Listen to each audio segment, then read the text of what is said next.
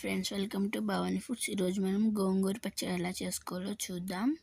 సింపుల్గా ముందుగా stove on చేసి బండి పెట్టుకున్న తర్వాత ఇందులో ఆయిల్ వేసుకొని ఎండుమిర్చి, మన కారానికి తగ్గ ఎండుమిర్చి వేసి వేయించుకొని తీసి పక్కన పెట్టుకోవాలి. వెన్ని ప్లేట్లో తీసి పక్కన పెట్టుకున్న తర్వాత ఇందులో ఒక స్పూన్ జీలకర్ర వేసి కడిగి పక్కన పెట్టుకున్న గోంగూర వేసేసి బాగా వేయించుకోవాలి. మొత్తం మగ్గిపోయేదాకా పెట్టేసుకున్న తర్వాత ఇది చల్లారిపోనివ్వాలి మొత్తం.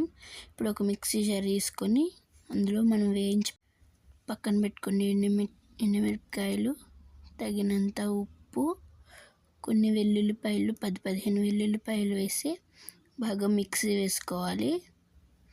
బాగా మిక్సీ వేసేసుకున్న తర్వాత ఇప్పుడు మనం వేయించి పక్కన పెట్టుకున్న గోంగూర వేసేసి కూడా బాగా మిక్సీ వేసేసుకోవాలి.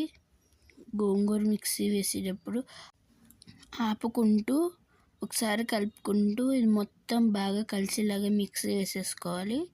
ఇప్పుడు ఈ పచ్చడి అంతా బండిలోకి తీసేసుకున్న తర్వాత చిన్నగా కట్ చేసుకున్న ఉల్లిపాయ ముక్కలు వేసేసుకొని ఒకసారి బాగా కలుపుకుంటే అంతే ఫ్రెండ్స్, మన ఎమ్మి గోంగూర పచ్చడి రెడీ.